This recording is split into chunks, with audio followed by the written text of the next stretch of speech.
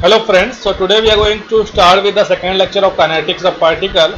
As we discussed in the previous lecture that there are three approaches to the solution of problems related to kinetics. The very first approach, D'Alembert's principle, was discussed in the previous lecture. Now we are going to talk about work energy principle in a very short and simple manner, and we are going to proceed towards the numerical of this topic. So, the kinetics is the study between the unbalanced forces and the resulting changes in the motion because of those forces. According to the Newton's second law, a particle will accelerate when it is subjected to external unbalanced force, and because of that acceleration, it is going to move in the direction. So, if already it was in a motion, the motion parameters will change. If it was on rest, it will start in motion and it will move forward. So, because of the force, there is acceleration and there is a displacement. So, we are supposed to express it in some other form and we are supposed to derive the work energy principle. So my first question is that can this expression be expressed as work done is equal to change in kinetic energy, and this is the statement of the work energy principle which we are supposed to derive. So the question is, can it be expressed? Yes, it can be expressed. We are going to derive that in the next lecture. So according to the work energy principle, the net work done is equal to change in kinetic energy, and we know that kinetic energy का formula is half mv square. So net work done is equal to change in kinetic energy, that means final kinetic energy minus initial kinetic energy. So the statement says that the work energy theorem says that net work done by the system by the system of forces on an object is equal to the change in kinetic energy. What do we mean by force? Work refers to an activity involving a force and movement in the direction of the force. So whenever there is a movement in the direction of a force, there is a displacement, and the force which causes the motion when multiplied by displacement is can be equated as work. So we can say that this is the formula of work done by a force. Now what is energy? Energy is the capacity of doing work. Here when we say energy, we are going to talk about kinetic energy. And as we discussed, kinetic energy is half mv square. Now we are supposed to derive the work energy principle with the help of Newton's second law. So Newton's second law says that force is equal to mass into acceleration, and we know that from kinematics we derived that acceleration is dv by dt. Also acceleration is v into dv by ds. So in this Newton's second law, we are substituting v into dv by ds as the place of acceleration. So v dv comes on the numerator and ds comes on the denominator. This denominator part I am standing on the left hand side. So the left hand side get multiplied by the ds. So f into ds. What is ds? ds is change in position. Change in position means displacement. So displacement when multiplied by the force is the formula of work. Now we are supposed to equate this right hand side as the formula of kinetic energy.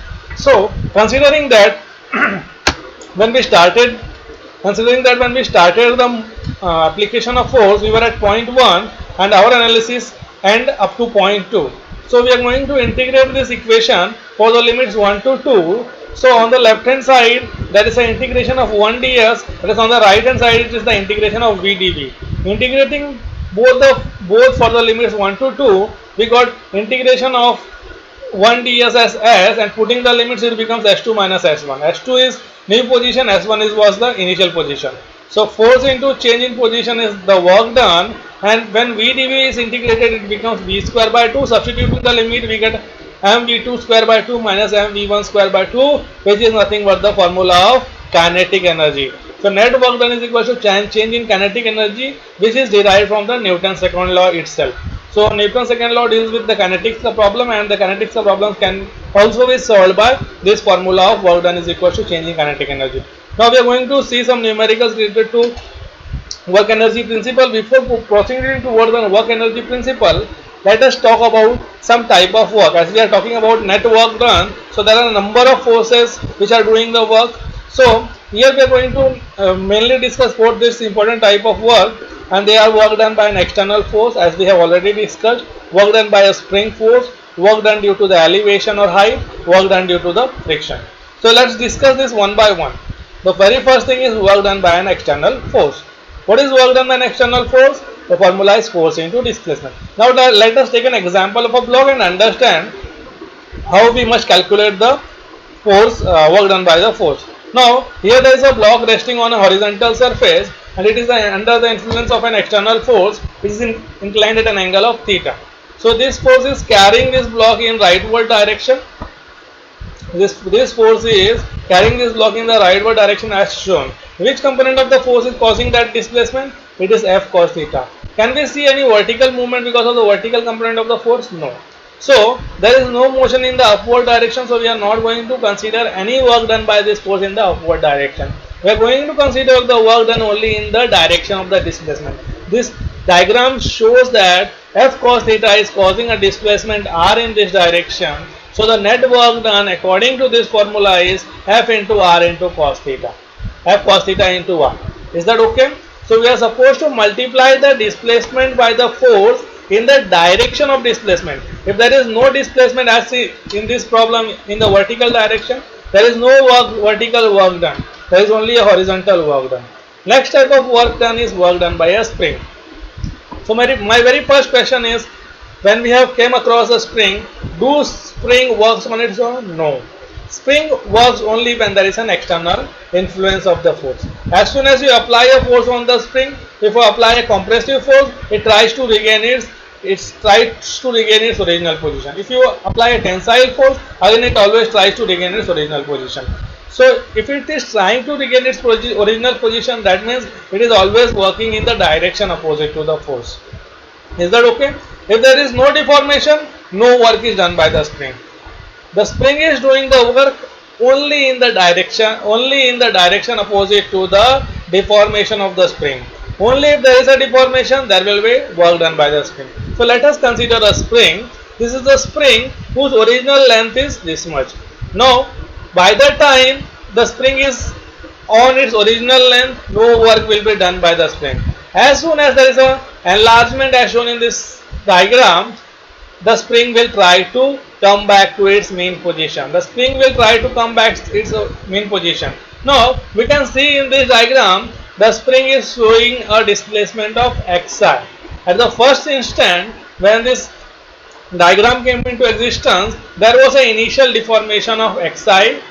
This mass was displaced from the mean position to this position and the initial displacement xi came into the picture.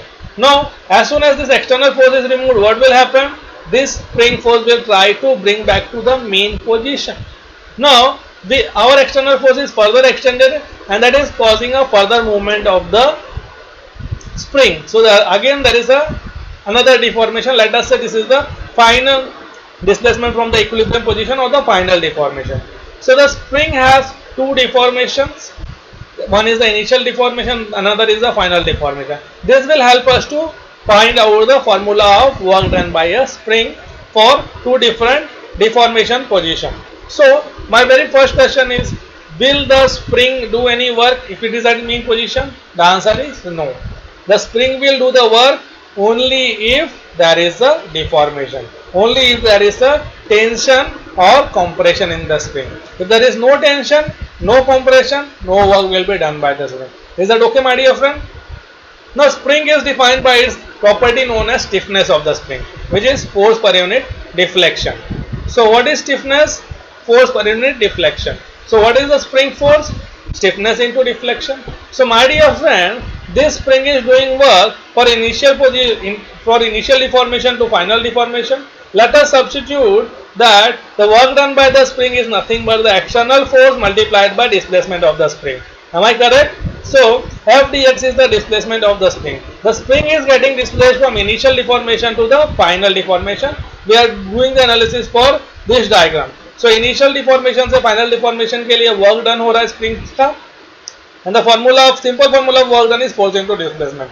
Now we are going to integrate this. Now if I want to integrate, I am changing this force का formula in the term of stiffness of the spring. So the stiffness of the spring is force per unit deflection. So force of the spring is stiffness into deflection. So the work done का formula becomes kx dx. As I have told that spring always works in the direction opposite to the applied force. Spring force is always in the direction opposite to the external force. So minus is kept outside. Integrating this equation for the limits initial deformation to the final deformation, we are getting this equation for work done by a spring. Now there is a minus side outside. If I substitute that inside, the formula of the spring changes to this. So this is the work done by a spring. So work done by a spring is half into K into xi square minus xf square. It can also be written as work done by a spring is equals to half into K into x1 square minus x2 square. Where x1 or xi is the initial deformation, x2 or xf is the final deformation. So do remember this formula. So far we have discussed two types of work done by a force, work done by a spring. Next is work done due to the elevation. I can also call this as work done due to the height, work done due to the weight, work done due to the elevation. So now let us consider an object. The object is at a height h from the bottom surface. Is that okay? Now as soon as the object is released, it is going to displace in the downward direction. As there is no obstruction, it is going to fall vertically downward because of the acceleration due to gravity. So this topic can also be called as work done due to acceleration due to gravity. What is the formula of work done by the acceleration due to gravity? It is known as potential energy, which is mgh. So we are doing a work in the downward direction and the formula is mgh. As there is no obstruction, the particle is falling vertically downward. So the formula for work done is force into displacement. The displacement is h, force is weight force. So mg into h. So mg into h is the work done by the weight force, work done by the height, work done due to the elevation. Now there may be different situations which we will come across where we will see that a particle is displacing from one position to the other position where there is a change of height. Let us say for this example, the block is released from the same height h, but it is traveling across a curvy surface. As it is traveling across a curvy surface, this is the distance traveled by the block. Whereas the formula for work done is force into displacement. What is the displacement? The shortest possible distance from initial position to the final position. So initial position is this height, the final position is surface of the ground. So initial minus final is nothing but the height of the object. So the object is released from height h, it is traveling across a curvy surface. So the work done by this weight or work done because of this elevation is mg into h. We know that work done ka formula is force into displacement. So displacement in this case is nothing but this height. Though the object is traveling along this curvy surface, but there is a displacement only of value h, as in this case, same in this case. Is that okay, my dear friend? So always the work done by the elevation or work done due to the height, work done due to the weight, work done due to the acceleration due to gravity, the formula will be mgh. Next is work done by frictional force. Now let us consider as a block B. This block B is displacing downward because of its own weight. Now as it is displacing downward across a 25-degree inclined plane, so let us say the total displacement is s. Now as a block is displacing down, the surface along which it is displacing is having a coefficient of kinetic friction mu. So there will be a frictional force of value mu into n. Frictional force ka value becomes mu into n. We have studied this in friction also. So mu into n is a frictional force and that is going to exist till the particle slides on the surface. So the particle is sliding from this position to this displacement s. So for the total displacement, there is a frictional force. So this frictional force is going to work for total displacement s. So work done by the friction is mu into n into s. Is that okay, my dear friend? Again, frictional force always works in the direction opposite to the external force. Is that okay? So in all total we have discussed four types of force. One is work done by the external force, or the formula is force into displacement. Another is work done by the spring, the formula is half into K into xi square minus xf square. Next one is work done due to the height or weight or elevation, is m into g into h. Work done by the friction is mu into n into s. So we have to remember these four types of work done on the object, and this will cause the net work done on the object, and that net work done is causing change in kinetic energy. Is that okay, my dear friend? This net work done is causing change in kinetic energy. Whenever we come across a numerical, we have to first of all do the analysis of the types of forces which is existing on the system. There may be a system where all these four types of forces will be there. There may be a system where there only one type of force will be there. There may be a system where there is two types of forces are there. There may be a system where there are three types of force. So we have to consider, we have to analyze what types of forces are there and they are doing the work in which direction. Now if I ask you, the spring works in which direction? It works in the opposite direction. But for the spring we have to do the direct addition as we have taken care of the direction while deriving the formula. Whereas in the case of frictional force, we have not taken care. Frictional force works in the direction opposite. We are supposed to minus or subtract the work done by the friction in the final answer. So let's see the numerical. There is a collar of mass 10 kg which moves on a vertical guide as shown in the figure. Neglecting the friction, this question says that there is no friction, so there may be three types of work. Let's read the next data and then we will conclude how many types of forces are there and how many types of work there. Neglecting the friction between the guide and the collar, find the velocity of the collar after it has fallen a distance of 0.7 meter starting from rest. So it is given that initial velocity is 0 and we are supposed to determine the final velocity when it displaces by a vertical displacement of 0.7 meter. The unstretched length of the spring is 0.2 meter. That means the free length of the spring is 0.2 meter when its stiffness is 200 Newton per meter. Its stiffness K is given as 200 Newton per meter. So we know that there are total four types of work. The first work which we studied was work done by an external force. Second we studied work done by a spring force. Third we studied work done by the height. And fourth we studied work done by friction. It is clearly mentioned that there is no friction and as shown in the diagram there is no external force. So there are only two types of forces which are doing work. So there is only work done by a spring and work done by a height. The particle displaces from position 1 to position 2. There is only a spring attached and there is a vertical displacement. So there will be only two types of work done in this system. Is that okay, my dear friend? Now, what is the formula of work done by a spring? The formula of work done by a spring is half into K into xi square. That is the initial deformation of the spring. It is said that the free length of the spring is 0.2 meter. So this length minus 0.2 is the initial deformation xi and this is the final position of the object and this is the final length of the spring. This final length of the spring minus undeformed length of the spring is the final deformation. Is that okay? Final length minus undeformed length is final deformation. What is the work done by the height? The formula is m into j into h. The particle is displacing a height 0.7 meter, so it is displacing down 0.7 meter. So we are supposed to consider h equals to 0.7 meter. Now let's solve this numerical. First we are going to solve work done by the spring. Next we are going to say that, see how do we got the initial deformation of the spring. So my dear friend, the initial deformation of the spring will be initial length minus undeformed length. It is given in the question that undeformed length is 0.2. So we are going to find this length by the help of Pythagoras theorem. It is given that this is 0.4 meter and this is 0.3 meter.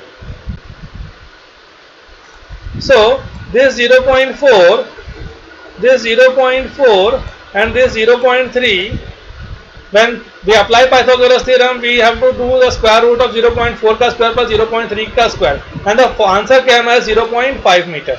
So this 0.5 meter is the length of the spring at the initial position. Initial position minus undeformed length is the initial deformation. So 0.5 meter minus 0.2 meter is equal to 0.3 meter. So this is the initial deformation of the spring. Let's calculate the final deformation. The final length of the spring, so this is the final length of the spring. Final length of the spring minus undeformed length, that is 0.2 meter. So how to calculate the final length of the spring? We are going to calculate the final length of the spring by applying Pythagoras theorem. As this is 0.4 as given in the question, we need to find this. This is 0.4. How do I calculate it? It was given that this total height is 0.7 and this height is only 0.3. So 0.7 minus 0.3 is 0.4. So this is also 0.4 and this is also 0.4. Applying Pythagoras theorem, we get this distance as 0.5656 meter.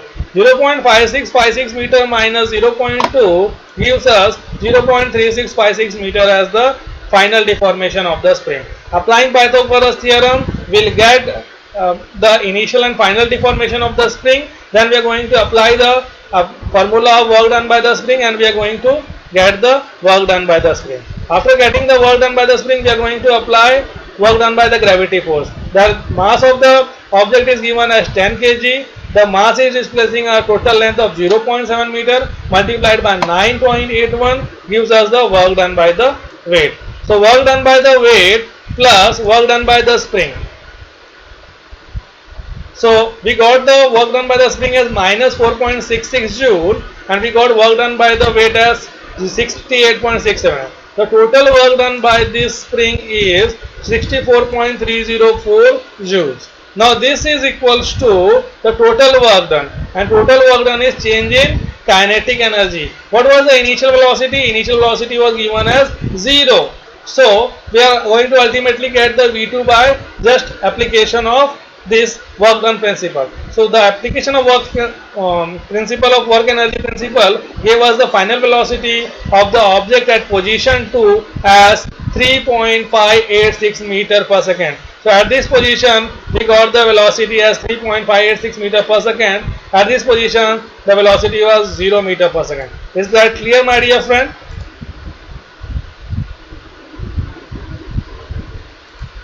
Next question is, a spring of stiffness K which is placed horizontally and a ball of mass M strikes the spring with a velocity V.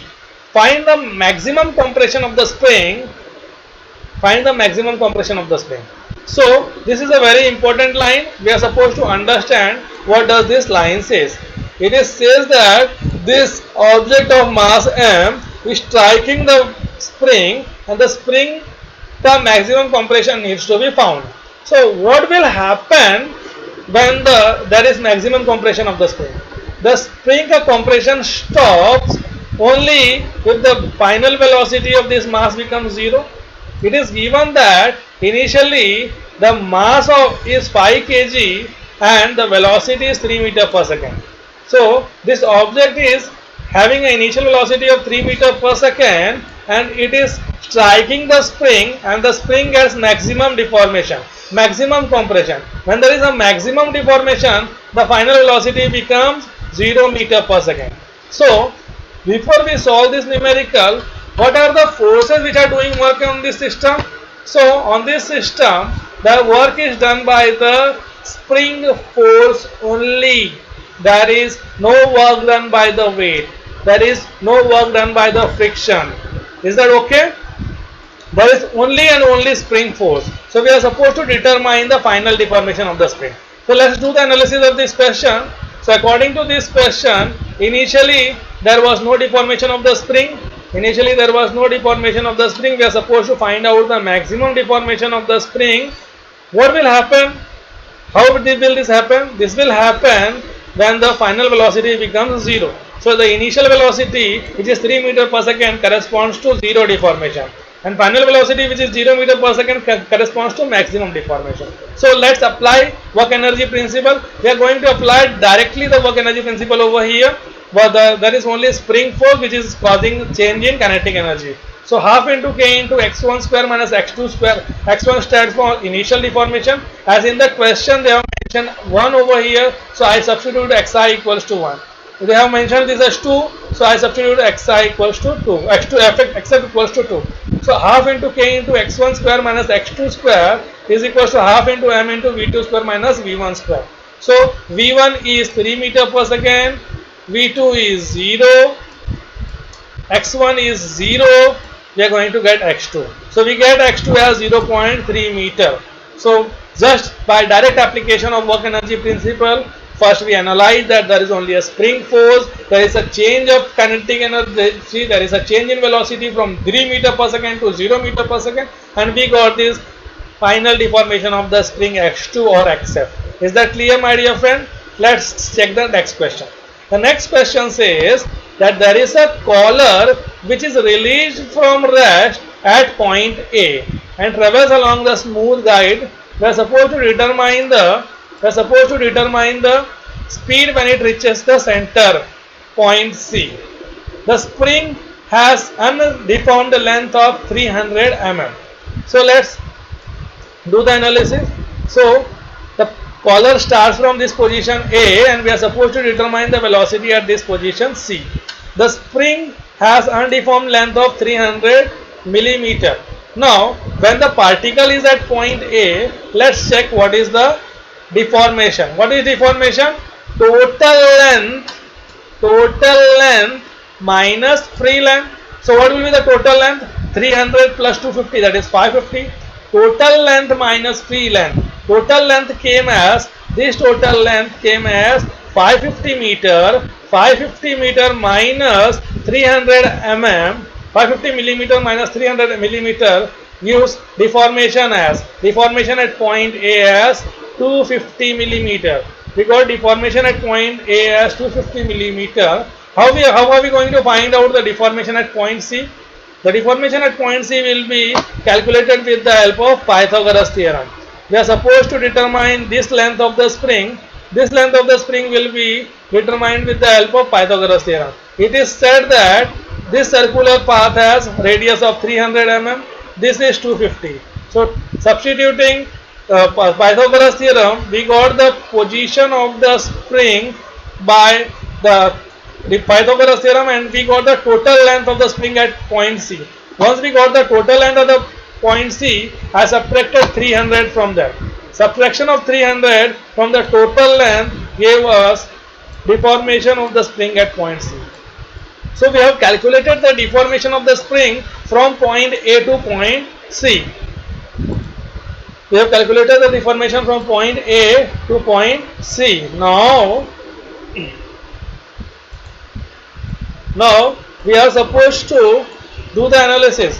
The particle is traveling from position A, it is traveling till position C. Is there any vertical displacement? Yes, there is a vertical displacement of 300 mm, my dear friend.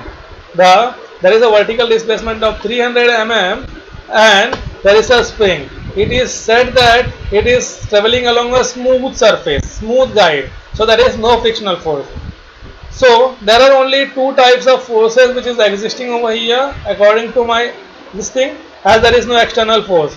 No external force is mentioned. So only spring force and work done due to the weight will be considered over here, and so we are going to do the analysis and we are going to find out work done by elevation and work done by the spring. The formula for work done by the elevation is m into g into h, and work done by the spring is half into k into xa square minus xc square. Xa is the deformation at point A, xc is the deformation at point C. So after substitution, this is the work energy principle. We substitute those on the work energy principle, will get the value of the required thing, that is the velocity at point C. So we will get the velocity at point C with the help of this application of work energy principle. So in the previous question, there is only two types of forces which are doing work. One is work done due to the weight, another is work done by the spring. So we have calculated the deformation in the spring. One was the direct vertical displacement minus 300, another was by application of Pythagoras theorem. So Pythagoras theorem minus 300 gave us the deformation at point C. So deformation at point A is 250 mm, deformation at point C is 90.51 mm, vertical displacement is 300 mm. So we are going to calculate those and we are going to find out the velocity at point C. So please find it in your notebook. Let's see the next question. This is the last question of the slide. I have taken 3 numerical and this is the last numerical. Again, you are supposed to do it on your own. I am just going to discuss what are the types of forces which are acting on this question. So let's read the question. Figure shows a collar of mass 20 kg which is supported on a smooth rod. Again, there is a smooth rod. That means we have not yet come across any numerical which had friction. The attached springs are undeformed. Attached springs, that means they are two different springs. One is the upper spring and the other one is the lower spring, and they are in the undeformed position when the object is at D, and it is given that D is equal to 0.5 meter. It is said that there is a force which is of value 1000 Newton, which displaces this block by 0. Which displaces the block, and this D changes to 0.3 meter. So the D changes to 0.3. So initially the D was 0.5 meter. Initially the D was 0.5 meter. Afterwards, after the application of the force, there was displacement in the 20 kg ka block, and the block came down. So the mass came down, and the displacement is D is now 0.3. Now the very first thing, D changes from 0.5 to 0.3. So what is the vertical displacement? The vertical displacement is 0.5 minus 0.3, that is 0.2 meter. So there are, let's discuss the number of forces. So number one is the work done by the external force. The external force is there of 1000 Newton, which is causing a displacement of 0.2 meter. So the very first work is work done by the force. The very first work is work done by the force. What is the next? Work done by the elevation. Since there is a 20 kg block, this 20 kg block is displacing by 0.2 meter, so there will be a work done by the elevation. Next one is work done by the upper spring. Next one is the work done by the upper spring, and the next one is work done by the lower spring. We know that springs always work in the direction opposite to the applied force. So both the springs are working in the same direction. If the block has displaced down, so the springs are trying to move it upward. Both upper spring as well as the lower spring, both is causing upward move. At the initial position, both the springs are undeformed. So in all total there are 4 forces. 2 forces are due to the spring, 1 force is due to the external force, 1 force is due to the elevation. So my dear friend, so work done by the force is force into displacement. Now the force is inclined at an angle of 60 degree with horizontal. Is there any horizontal displacement? No. There is a displacement in the vertical direction. So which component of the force is causing the work? It is the vertical component of the force. So the vertical component of the force will be 1000 sin 60. This 1000 sin 60 is causing a displacement of 0.2 meter. So the work done by the force is force into displacement, that is 1000 sin 60 into 0.2. Next is work done by the weight, which is m into g into h, 20 into 9.81 into 0.2. This is the work done by the weight. Next is, let's discuss about the spring. As we have already told that both the springs are working in the same direction, that is they are working in the direction opposite to the external force. As there is a downward motion, so the springs are working in the opposite direction. So the springs are working in the opposite direction. They are both causing upward movement. They are both trying to bring back the block of 20 kg at the initial position. So what we are going to do is we are going to add the spring forces. As both the spring has been given different this thing, what is K, that is the stiffness of the spring.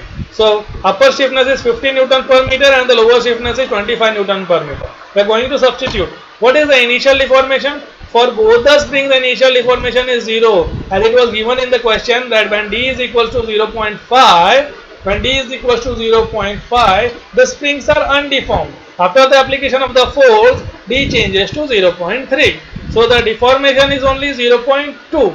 So initial deformation xi equals to 0.0 for both the spring, whereas xf is 0.2 for both the spring. So after substitution of those, after applying the formula half into k into x I square minus xf square, I have taken half as 0.5, I have taken k as 15, I have taken 0.2 per square, that becomes 0.04. So I have taken for both and I got the work done for the spring, that is work done by the upper spring plus work done by the lower spring. This is how we have calculated the net work done, and we know that net work done is equals to change in kinetic energy.